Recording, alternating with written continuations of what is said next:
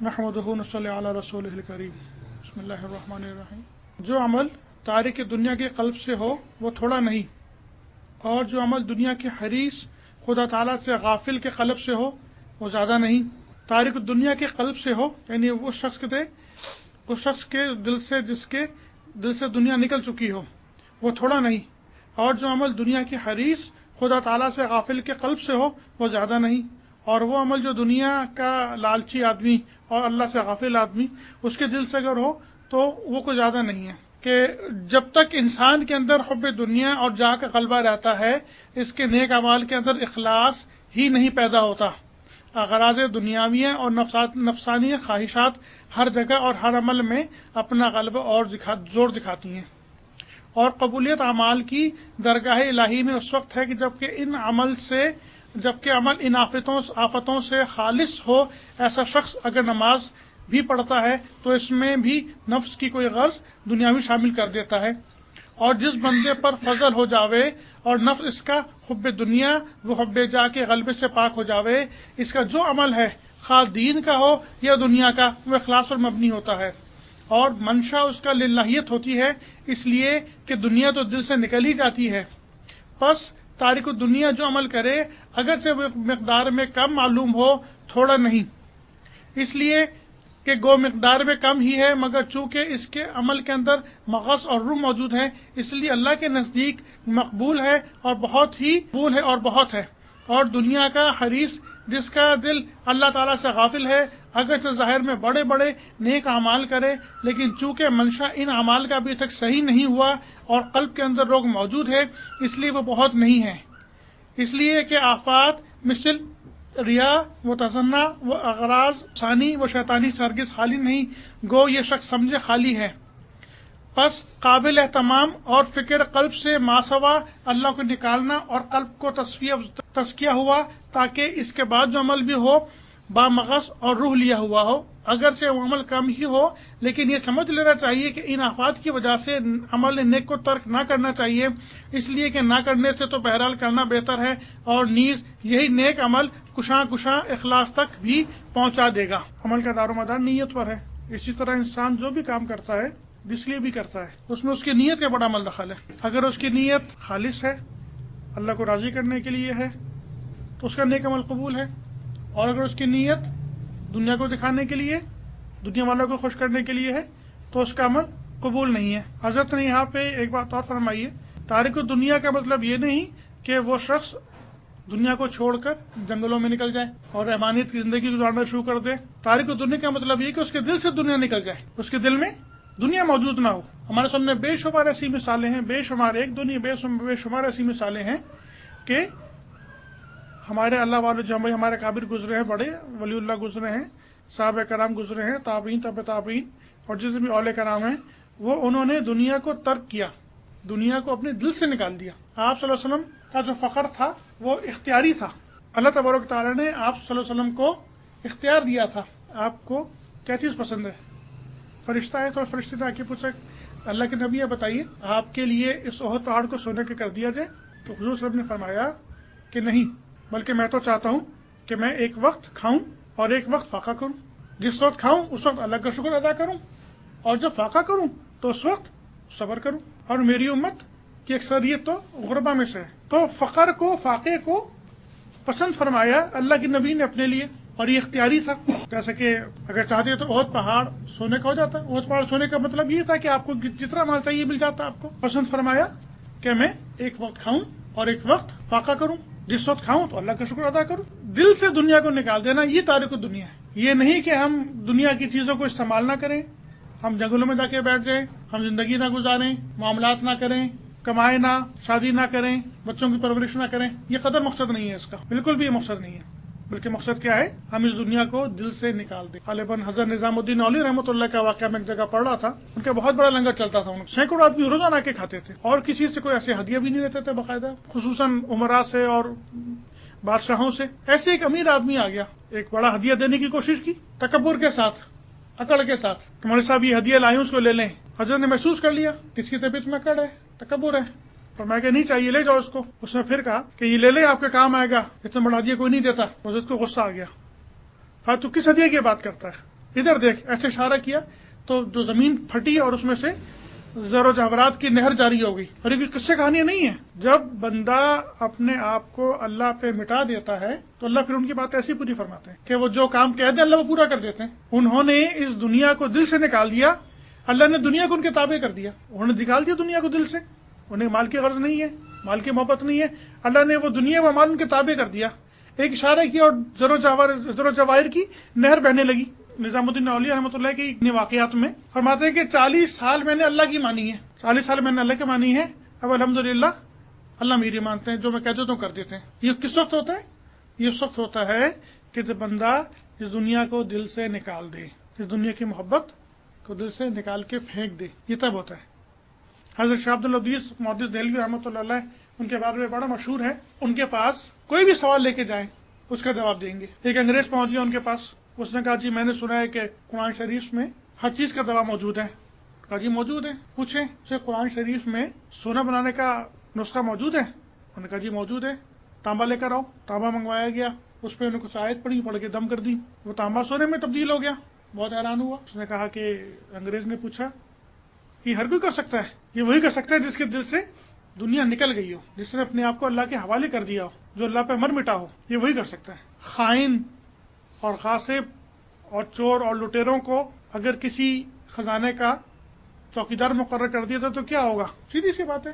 لیکن اگر دیانتدار آدمی کے ہاتھ میں وہ امانت دی جائے تو اس کی جان سے بڑھ کے حفاظت کرے گا. یہ اسی طرح ہے کہ یہ نعمتیں اللہ تعالیٰ اسی کو دیتے ہیں جو اس کا اہل ہوتا ہے، جس کے دل سے اس کی محبت نکل چکی ہوتی ہے، اس کے دل میں اس کی اہمیت مچھر کے پر کے برابر بھی نہیں ہوتی. یہ نعمت اللہ تعالیٰ اسی کو دیتے ہیں. معین الدین چشتی رحمۃ اللہ علیہ کا واقعہ آتا ہے اسی طرح. ان کا بھی بہت بڑا لنگر چلتا تھا. ان کا جو خادم تھا لنگر کا، جس کا انتظام جس کے سپرد تھا، وہ صبح آتا اور کہتا کہ جی آج اتنا خرچہ چاہیے، تو فرماتے ٹھیک ہے، جانماز سے کونا الٹ لو اور جتنے پیسے چاہیے نکال کے لے جاؤ. یہ روز کا معمول تھا. اب جانماز کے نیچے پیسے کہاں سے آ رہے ہیں یہ اللہ جانے اور ان کا بندہ جانے. کوئی ہمارے جیسا کوئی دنیا دار اور کوئی جس کے دل میں دنیا کی محبت کوٹ کوٹ کے بھری ہوتی، وہ تو روز ہی اس میں سے نکال کے اپنے خرچے پورے کر رہا ہوتا اور میں اپنے محل کھڑے کر لیتا. وہ ایک اشارہ کرتا اور زر و جواہر کی نہریں بہری ہوتی، اس میں سے نکال کے اپنے سارے کام کر لیتا. چونکہ دل میں دنیا کی محبت کوٹ کوٹ کے بھری ہوئی ہے، اس لیے نعمت بھی نہیں مل رہی. حضرت بنوری رحمۃ اللہ علیہ کے پاس ایک آدمی آیا، اسی طرح ایک سیٹھ آیا اور بڑی رقم اس نے پیش کی. اس نے بھی کچھ تکبر کے ساتھ پیش کیا، حضرت نے منع کر دیا نہیں چاہیے. اس نے کہا جی لے لیں، نہیں چاہیے. اس سے بہت اصرار کیا، حضرت نے نہ ڈپٹ کے اس کو باہر نکال دیا. تیرے مال کی ہمیں ضرورت نہیں ہے، مال اگر دینا ہے تو اخلاص کے ساتھ. تو وہ آدمی وہ پیسے جوتیوں میں رکھ کے چلا گیا. جب باہر تشریف لائے جوتیوں میں پیر رکھ ڈالا، اس میں پیسے پڑے تھے. تو ساتھ جو مصاحب ساتھ تھے، ساتھی ساتھ تھے، فرمایا کہ دیکھو ہم نے دنیا کو لات ماری تو دنیا ہمارے پیروں میں آگے گر گئی. اور اصول یہی ہے، جب تم دنیا کے پیچھے بھاگو گے تو دنیا آگے آگے بھاگے گی، اور جب دنیا سے منہ موڑ لو گے تو دنیا پیچھے پیچھے بھاگے گی. اصول یہی ہے. منہ موڑنے کا مطلب کیا ہے؟ دنیا کو دل سے نکال، تاریخ دنیا ہو جاؤ، دنیا چھوڑ دو، یہ مطلب ہے. یہ مطلب نہیں ہے کہ راہب بن کے جنگلوں میں نکل جاؤ. اگر ایسا کوئی شخص جس کے دل سے دنیا کی محبت نکل چکی ہے، وہ اگر کوئی چھوٹا سا کام بھی کر دے تو اللہ کے یہاں وہ مقبول ہے. کیوں؟ اس لیے کہ وہ تو خالص اللہ کی رضا کے لیے کر رہا ہے، اس میں دنیا کی کوئی غرض اس کی شامل نہیں ہے. وہ خالصتاً اللہ کی رضا کے لیے کر رہا ہے. اس لیے اگر کوئی چھوٹا سا کام بھی کرتا ہے تو اللہ کی رضا، اللہ کی بارگاہ میں وہ بڑا نیک عمل ہے. اللہ کے اس کے عمل کی قدر ہے، اس وجہ سے کہ وہ خالص اللہ کے لیے کر رہا ہے. اس کے مقابلے میں اگر کوئی شخص جس کے دل میں دنیا کی محبت موجود ہے، جس کے اندر شہرت کی محبت موجود ہے، تو وہ اگر کوئی کام کرتا ہے تو اس میں کچھ نہ کچھ حصہ اس کے نفس کا بھی آ جاتا ہے. اس لیے اس کا بڑے سے بڑا عمل بھی ایک تاریک دنیا کے چھوٹے سے چھوٹے عمل کا مقابلہ نہیں کر سکتا، کیونکہ اس کا عمل 100% خالص نہیں. جو نفس ہے اس میں اس کا کچھ اخلاص بھی موجود ہوگا، اس کے ساتھ جو نفس نے اپنا حصہ لگا لی ہے وہ ملاوٹ ہو گئی. اس ملاوٹ کی وجہ سے اس خالص عمل کا مقابلہ نہیں کر سکتا. خالص سونا ہوتا ہے 24 کیرٹ، 22 کیرٹ چاہے کتنا ہی آ جائے اس کا مقابلہ نہیں کر سکتا. اگر 1 تولہ خالص سونا رکھا ہوا ہے اور اس کے مقابلے میں 1 کلو آپ 22 کیرٹ، 20 کیرٹ، 18 کیرٹ سونا رکھ دیں گے، مقابلہ نہیں کر سکتا، اس وجہ سے کہ وہ ملاوٹ شدہ ہے. وہ شخص جس کے دل میں دنیا کی محبت ہے، شہرت کی محبت ہے، جو واہ سننا چاہتا ہے، اس کے اس عمل میں ملاوٹ ہے. اب کسی میں وہ ملاوٹ کم ہوگی، کسی میں زیادہ ہوگی، لیکن ہے تو ملاوٹ والا عمل، اس سے کوئی انکار نہیں ہے. اس لیے اس کا بڑے سے بڑا عمل بھی تارک دنیا کے عمل سے، جو کہ بہت چھوٹا سا ہے، معمولی سامنے لگتا ہے، اس کا مقابلہ نہیں کر سکتا. کیوں؟ اس لیے کہ بالکل خالص عمل ہے، خالص اللہ کے لیے وہ عمل. حضرت نظام الدین اولیاء رحمۃ اللہ علیہ کے پاس روز کا ہدیہ آیا کرتا تھا اور وہ اس کو تقسیم فرما دیا کرتے تھے. تقسیم کرنے کے لیے ایک ان کے مرید تھے، ان کی ذمہ داری لگائی ہوئی تھی کہ آپ تقسیم کر دیا کریں اس کو. ایک دن اسی طرح کافی سارے دینار آئے، درہم دینار جو بھی اس وقت تھا، وہ تقسیم کر دیے. عشاء کی نماز پڑھانے کے لیے کھڑے ہوئے، شروع کی، نماز توڑ دی، پھر نماز پڑھنے کے لیے کھڑے ہوئے، پھر شروع کی، پھر توڑ دی، پھر نماز پڑھانے کے لیے کھڑے ہوئے، شروع کی، پھر توڑ دی، پھر کچھ دیر توقف فرمایا، گویا کہ ایک طریقے سے مراقبہ جسے کہتے ہیں کہ غور کیا کہ کیا وجہ ہے. پھر اپنے اس خادم سے پوچھا کہ آج جو مال آیا تھا وہ سب تم نے تقسیم کر دیا؟ تو انہوں نے کہا جی میں نے سب تقسیم کر دیا، کچھ نہیں چھوڑا. کہا کہ بس ایک درہم چھوڑا ہے کل کے فلانے کام کے لیے. کہا کہ ابھی جا کے دے کر آؤ اس کو. کبھی تمہیں کہوں کہ نماز میں حضوری کیوں نہیں ہو رہی؟ تو اللہ والوں کی نماز ایسی ہوا کرتی ہے. وہ شخص جس کے دل سے دنیا نکل جائے اس کی نماز ایسی ہوا کرتی ہے کہ ایک درہم یہ ایک تک اس کی وجہ سے نماز میں حضوری نہیں ہو رہی. دنیا کی محبت رچی ہوئی ہے، بسی ہوئی ہے، گھسی ہوئی ہے.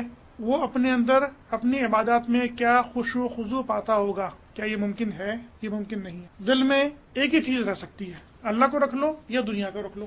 اللہ کو رکھو گے تو دنیا نکل جائے گی، اور دنیا لے آؤ گے تو اللہ نکل جائیں گے. اسی موقع پہ ایک شعر بھی ہے بڑا مشہور حضرت خواجہ مظہور رحمۃ اللہ علیہ کا، حضرت مولانا اشرف علی تھانوی رحمۃ اللہ کے شاعر کے خاص مرید. ہر تمنا دل سے رخصت ہو گئی، ہر تمنا دل سے رخصت ہو گئی، اب تو آج اب تو خلوت ہو گئی. اللہ تعالیٰ کو پکار رہے ہیں کہ اللہ اب تو دل میں کچھ بھی نہیں بچا، سب کچھ نکال دیا، نہیں تیرے لیے خالی کر دیا. اب تو آجا، اب تو خلوت ہو گئی، یعنی اب تو تنہائی ہو گئی ہے. اب تو جو دنیا تھی، دنیا کی محبت تھی، اس کو نکال دیا دل سے. اب تو آجا، اب تو خلوت ہو گئی. تھانوی رحمۃ اللہ، حضرت تھانوی رحمۃ اللہ نے فرمایا کہ اگر میرے پاس 1,00,000 روپیہ ہوتا تو میں اس شعر کے بدلے میں وہ دے دیتا. وہ 1,00,000 روپے کے شعر حضرت نے فرمایا.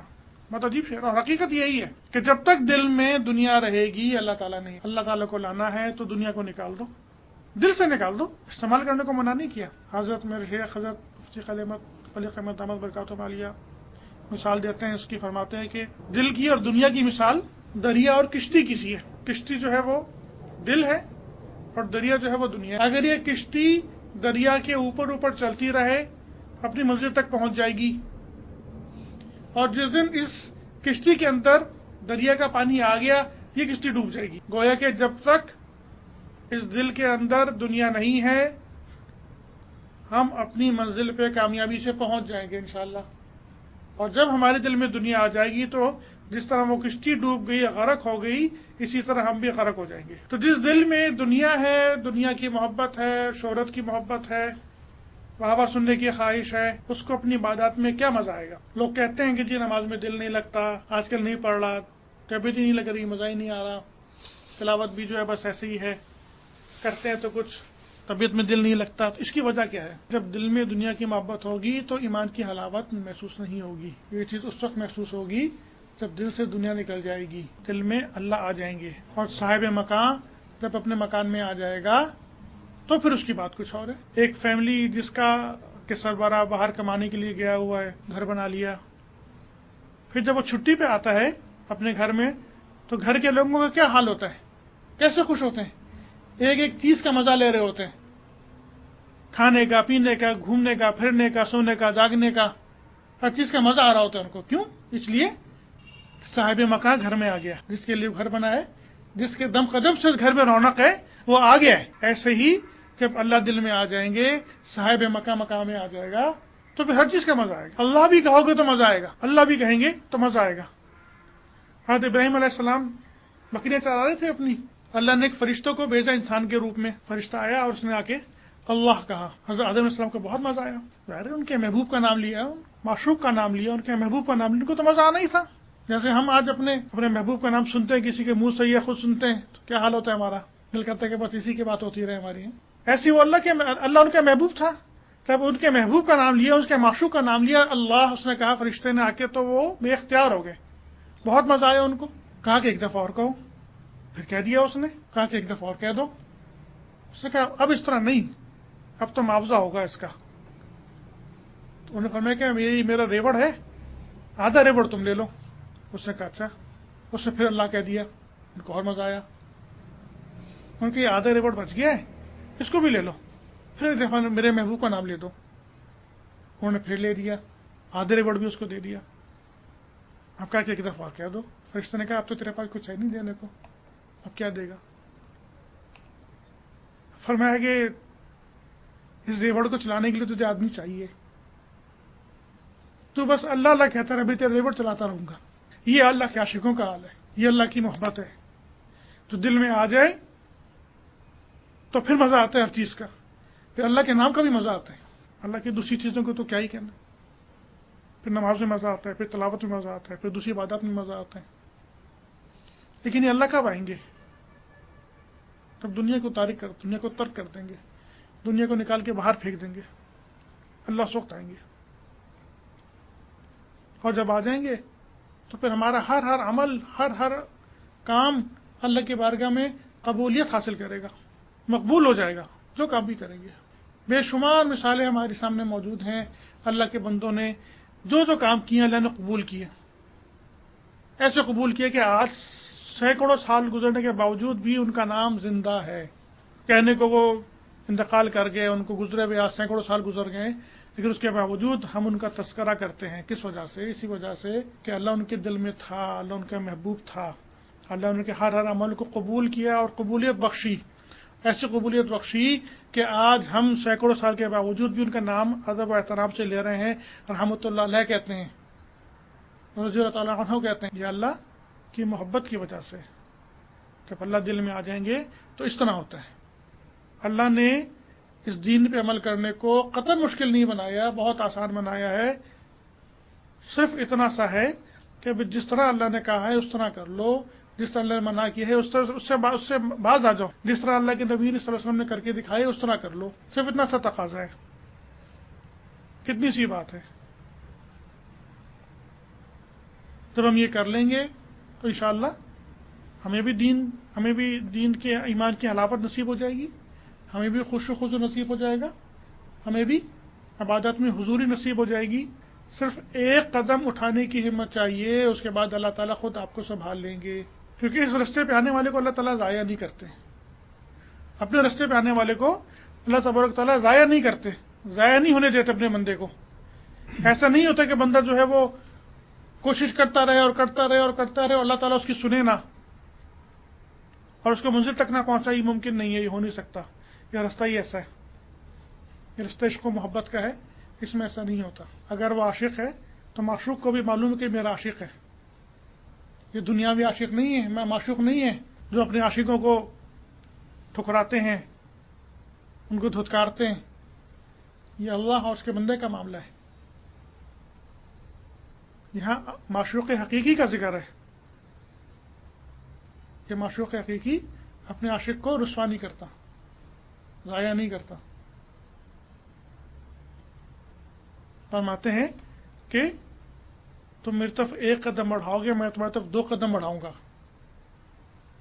تیار بیٹھے ہیں میرے بندے, تو 1 قدم اٹھا تو صحیح. 1 قدم اٹھا لے, میں 2 قدم اٹھا کے تیری طرف آؤں گا, میں 2 قدم بڑھ کے تیری طرف آؤں گا. تو چل کے آئے گا, میں دوڑ کے آؤں گا. اللہ تعالیٰ تو اس طرح اپنے عاشقوں کا انتظار کرتے ہیں. فرماتے ہیں کہ تو 1 قدم چل کے آئے گا, میں 2 قدم بڑھوں گا, تو چل کے آئے گا, میں دوڑ کے آؤں گا. کائنات کی ہر چیز اللہ کے حکم کے تابع, ریت کا ذرہ, اونچے اونچے پہاڑ, بارش کا قطرہ, بے پناہ وسیع سمندر, ہر چیز اللہ کے حکم کے تابع ہے. جب اللہ کسی کو قبول کر لیں تو ہر چیز اس کے تابع ہو جاتی. اپنے رب کو اپنے دل میں بسا لیا تھا, تو جب جس دل میں بیٹھ گیا ہے آگے اس کا رب. حضرت شاہ دولہ رحمۃ اللہ علیہ, یہ حضرت فنا فی اللہ تھے, اللہ پہ فنا ہوئے ہوئے. ان کے زمانے میں بستی میں بہت شدید بارش ہوئی, سیلاب کی کیفیت بن گئی. اس سیلاب نے ان کے گاؤں کو ڈبونا چاہا. جو بند بنایا ہوا تھا اس پانی کے آگے, وہ کمزور ہونے لگا اور قریب تک ٹوٹ جاتا. تو گاؤں کے لوگوں نے حضرت شاہ دولہ رحمۃ اللہ علیہ سے کہا کہ حضرت آپ اللہ والے ہیں, آپ دعا فرما دیں پانی ٹل جائے, بند نہ ٹوٹے. آپ کی دعا ہوگی تو انشاءاللہ نہیں ٹوٹے گا. انہوں نے کہا چلو مجھے لے کے اس بند کے اوپر. میں سارے گاؤں والے لے گئے ان کو. جب وہاں بند کے پاس پہنچے تو بہت تیز پانی, بہت زور والا پانی. انہوں نے کہا اللہ مجھے کدال لا کے دو، کدال لا کے تو انہیں بند توڑنا شروع کر دیا. لوگ گھبرا گئے، چیخنے لگے سر یہ کیا کر رہے ہیں، ہم آپ کو تو دعا کے لیے لے کر آئے، آپ الٹا ہمیں بند توڑ کے گاؤں کو ڈبونے کے چکر میں لگے ہوئے. فرمایا کہ اگر میرے مولا کی مرضی ہے کہ گاؤں ڈوبے تو میری بھی مرضی ہے کہ گاؤں ڈوبے. جتھے مولا اتھے شاہ دولا. بس یہ کہنا تھا تو امتحان پورا ہو گیا ان کا، پانی بھی چھٹ گیا سارا. لیکن یہ سب چیزیں کب حاصل ہوں گی؟ اس مکان کے مکین کو اس مکان میں لے آئیں گے تو خوش و خضو بھی ملے گا، حضوری بھی ملے گی، لطف و سرور بھی ملے گا، سب کچھ ملے گا. لیکن اگر وہ نہیں ہے تو پھر کچھ بھی نہیں ملے گا. پھر جو عمل بھی کریں گے وہ بھی ملاوٹ والا، اس عمل کی قبولیت بھی پتہ نہیں کس درجے کی ہوگی، ہوتی ہے بھی نہیں ہوتی. لیکن ساتھ ہی ہمارے اکابر یہ بات بھی فرماتے ہیں کہ نیک عمل کو ہر حال میں کرتے رہنا چاہیے، ہر حال میں کرتے رہنا چاہیے. فرماتے ہیں کہ اول ریا ہوتی ہے، یعنی دکھاوا. کوئی بھی کام اول ریا ہوتا ہے، یعنی دکھاوا ہوتا ہے کہ میں دنیا کہے گی، دیکھے گی، واہ واہ کرے گی، میں نے مسجد بنا دی، لوگ کہیں گے بھائی اتنی اچھی مسجد بنا دی ہے، میں نے اتنا چندہ دے دیا، لوگ خوش ہو کے کہیں گے اتنا چندہ دے دیا، میں نے فلانے کی سلائی مشینیں دے دی، میں نے کنویں کھدوا دیے، دنیا والے کہیں گے بڑی اچھی بات ہے. یہ دکھاوا ہو گیا. تو فرماتے ہیں کہ اس کو چھوڑنا نہیں چاہیے، پھر بھی نہیں چھوڑنا چاہیے اس کو، بے شک دکھاوا ہے. فرماتا ہے کہ اول ریا ہوگی، ریا سے پھر وہ عادت بنے گی، عادت بنے گی، یعنی یہ کام کرتے کرتے پھر عادت ہو جاتی ہے، عادت بنے گی. چلو جو بھی آئے چلو ٹھیک ہے، دے دو کر دو کام. ریا سے عادت، اور پھر عادت سے عبادت ہوگی، اور اس میں پھر اللہ تعالیٰ اخلاص ڈال دیں گے. تو اس عمل کو ترک نہیں کرنا چاہیے. اس سے قطع مطلب یہ نہیں کہ آدمی نیک عمل کرنا چھوڑ دے. سمجھانے کا مقصد یہ ہے کہ بندہ اپنے دل سے دنیا کو نکال دے، دنیا کی محبت کو نکال دے، تو انشاءاللہ پھر وہ کوئی چھوٹا سا عمل بھی کرے گا تو وہ اللہ کی بارگاہ میں قبولیت حاصل کرے گا. حضرت مولانا اشرف علی تھانوی رحمۃ اللہ علیہ، انہوں نے اپنی زندگی میں تقریباً 1000 کتابیں لکھی ہیں. اور یہ جو گورے انگریز ہیں، حضرت تھانوی کی انہوں نے جب تصنیفات دیکھی تو انہوں نے پوچھا یہ کس ادارے کا کام ہے، اس ادارے میں کتنے لوگ کام کرتے ہیں جنہوں نے اتنا کام کیا.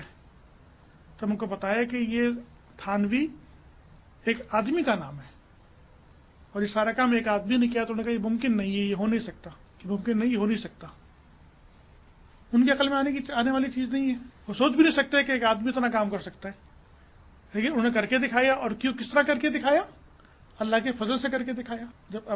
جب اپنے آپ کو اس کام کا اہل ثابت کر دیا، دنیا کی محبت دل سے نکال دی، اللہ کو دل میں بسا لی، تو اللہ نے ان کے اوقات میں برکت ڈال دی اور انہوں نے اتنا کام کر کے دکھا دیا.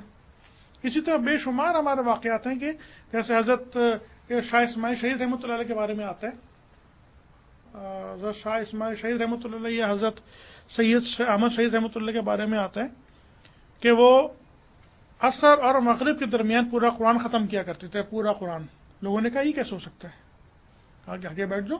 عصر کے وقت انہوں نے الحمدللہ شروع کی، اور جب مغرب کی اذان ہوئی تو والناس انہوں نے کہا. یہ وقت کی برکت ہے.